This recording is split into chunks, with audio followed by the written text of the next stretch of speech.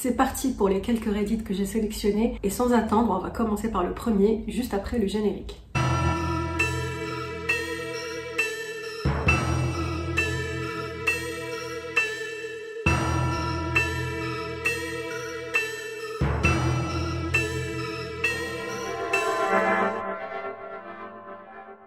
Ça s'intitule Ma pire expérience au restaurant de Indépendant Let 799.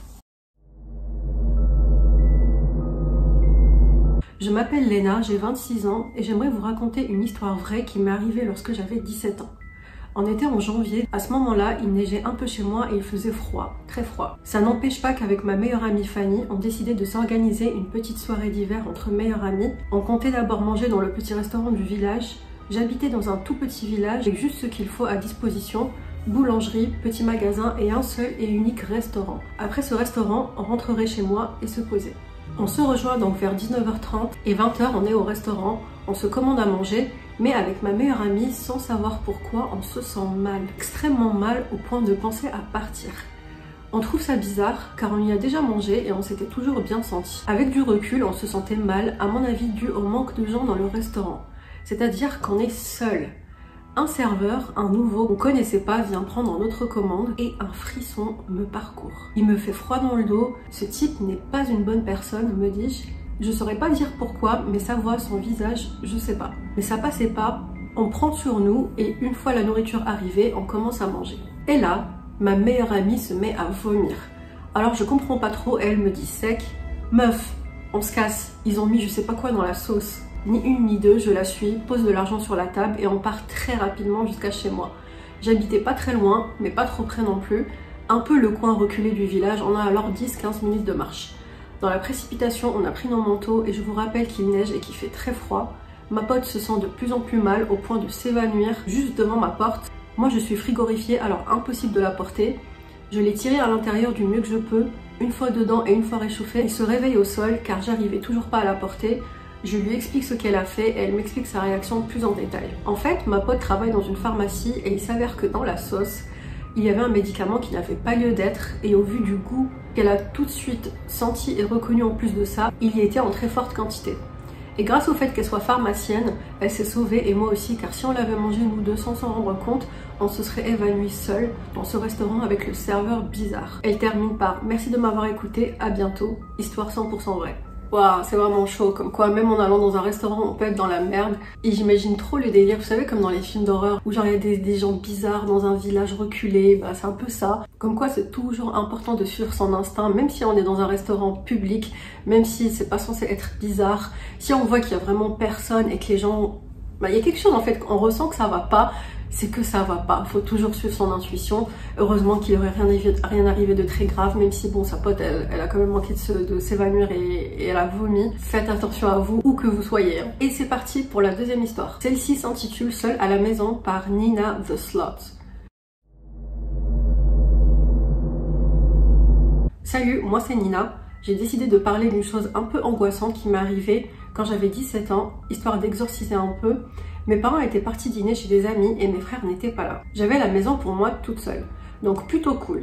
Je me fais une soirée film chill dans le salon sur le grand écran. Je me fais un repas full malbouffe parce que c'est l'occasion ou jamais, vu que les parents sont pas là. Et mon chien m'accompagne dans ce moment de détente et de malbouffe. Après le second film, je remarque en me levant pour changer de DVD, et met entre parenthèses, oui je n'ai plus 17 ans depuis un moment, qu'il y a un homme debout en face de chez moi, sur le trottoir devant un garage. Sur le coup, j'y fais pas trop attention, je continue ma soirée, pause pipi, et je sais pas pourquoi, en passant devant la fenêtre, j'ai les cheveux de la nuque qui se redressent. Je regarde dehors et le mec est toujours là. Et cette fois-ci, je remarque qu'il a un chapeau et un manteau long, mais aussi, et c'est là que le stress a level up, qui me regarde alors qu'aucune lumière en dehors de la télé ne vient de chez moi, et je croise son regard. Et je trouve ça tellement creepy que je ferme les rideaux, et là honnêtement je pense que ça va s'arrêter là, et que la sensation désagréable va disparaître, sauf qu'au lieu de disparaître, le stress monte. De plus en plus, mon chien qui était sur le canapé à côté de moi à la base se lève pour aller écouter en haut des escaliers. Il faut savoir que c'est la position qu'adopte mon chien quand quelqu'un arrive chez moi. Et j'ai beau lui dire viens et lui proposer un biscuit apéro, impossible de le faire bouger. Et pourtant mon chien aurait vendu sa fourrure pour un biscuit apéro en temps normal. Du coup je me dis, Ce sont mes parents qui rentrent. Chouette, je serai plus seule avec le mec chelou qui regarde la maison. Sauf que rien. Personne n'entre. J'ouvre les rideaux pour voir si la voiture est garée dans la rue et pas de voiture. Mais toujours l'homme debout qui me regarde. C'est à ce moment que je comprends qu'un mec normal qui attend juste dans la rue que quelqu'un le rejoigne, il n'agirait pas comme ça. Il avait l'air plutôt âgé et sa tenue était démodée, en plus d'être creepy, et les gens plus âgés ont moins ce truc d'attendre dans la rue. Ce n'est qu'à ce moment que je me dis, attends, et s'il n'était pas seul et qu'il surveillait pendant qu'un pote volait des trucs? Tous les scénarios passent dans ma tête et en vrai, le plus logique pour moi à ce moment-là, c'était qu'il faisait le guet pour un voleur. Je prends mon courage à deux mains et je m'arme d'un couteau de cuisine. Oui, parce que bon, j'ai la trouille quand même, et je descends. J'ai allumé la lumière du couloir et face à moi, une fenêtre de rez-de-chaussée donne pile sur l'endroit où se trouve l'individu. Pardon, où se trouvait l'individu, il n'est plus là. Je suis un peu soulagée, il est parti et la porte était bel et bien fermée. Par acquis de conscience, je fais le tour de toutes les pièces du rez-de-chaussée, j'allume les lumières, je fouille, rien. Le soulagement total, il ne me reste plus qu'une pièce à fouiller, l'entrée. Là où se trouve la fenêtre, je m'approche et là, l'horreur totale, je vois la poignée de la porte d'entrée tourner. Si je ne le vois pas, ce n'est pas parce qu'il est parti, c'est parce qu'il est en train d'essayer d'entrer. Heureusement, la porte est solide et bien fermée. Je regarde la poignée qui bouge, qui s'arrête, et là je vois des doigts glisser dans une boîte aux lettres. Chez moi, il n'y a que ma famille, donc la boîte aux lettres, c'est juste une fente dans la porte. Et tout d'un coup, je vois ses yeux apparaître. Il me fixe sans rien dire à travers ma boîte aux lettres. Oh mon Dieu! Mon Dieu, mon Dieu, mon Dieu, que c'est horrible. Oh là là là là, j'imagine même pas la scène. Même avec le couteau en main, je me liquéfie. J'ai déjà vécu des trucs très difficiles à cette époque de ma vie et je me fais des millions de scénarios catastrophes dans la tête pour voir comment gérer la situation. Le seul truc qui me vient pour ne pas devoir m'approcher de la porte, c'est de crier le nom de mon chien. L'homme s'est relevé et a remis sa main dans la porte. Et j'ai eu super peur parce qu'à l'époque, ce n'est plus le cas, il y avait une technique pour ouvrir chez moi sans les clés. Et s'il avait observé depuis suffisamment longtemps, genre plusieurs semaines, il pouvait comprendre comment faire. Et ses mains qui tâtonnaient pouvaient volontairement ou non ouvrir la porte. Mon chien, qui était le chien le plus gentil du monde, il aurait jamais rien fait d'agressif au mec, descend à toute vitesse et se met à aboyer en pensant que c'est le facteur. Gentil mais un peu débile, le chien, pas le facteur. J'ai vu les mains sortir de la boîte, mais je voyais toujours l'ombre de ses pieds en bas de la porte. Je suis remontée en panique et j'ai appelé ma mère pour lui expliquer et pour qu'il rentre. Malheureusement, il était tard et je pense que l'urgence de la situation ne leur a pas sauté aux yeux et ils m'ont dit d'aller me coucher. Alors là, je suis choquée. C'est quoi ces parents? L'homme était à nouveau en face à regarder la fenêtre. Il savait donc que je me trouvais devant la porte et quand je ne m'y trouvais pas. Je ne sais toujours pas s'il voulait juste me faire peur ou s'il était sous l'emprise de quelque chose et cherchait comment m'atteindre. Ce soir-là, j'ai attendu dans le Loir avec mon chien en guettant chaque bruit que mes parents rentrent. Après ce qui m'a semblé une éternité, ils sont enfin rentrés, l'homme n'était plus là. À l'époque, j'étais relativement jeune et je pensais que la police ne pourrait rien faire tant que le mec ne réussissait pas à entrer chez moi. Aujourd'hui, je me dis que j'aurais dû les contacter quand même pour qu'ils fassent une ronde histoire de faire peur au mec. Mais dans tous les cas, cette fois-là, j'ai été chanceuse. Ce n'est pas allé plus loin. C'est la première fois que je parle de ça, ça fait du bien. Au final, ce n'était pas grave, juste très angoissant sur le moment et je ne souhaite ce genre de moment à personne. Elle finit par « Merci à tous ceux qui ont pris le temps de me lire ». Oh mon Dieu, alors ça c'est horrible, horrible, horrible. Vous imaginez, déjà la poignée qui tourne, c'est un cauchemar, c'est comme dans les films d'horreur. Et ensuite, il glisse sa main vers la boîte aux lettres et ensuite il la regarde, elle voit carrément ses yeux en train de la fixer. Et ce moment qui dure une éternité, je comprends parfaitement. Ça peut durer que quelques minutes en vrai, mais on a l'impression que ça fait des heures.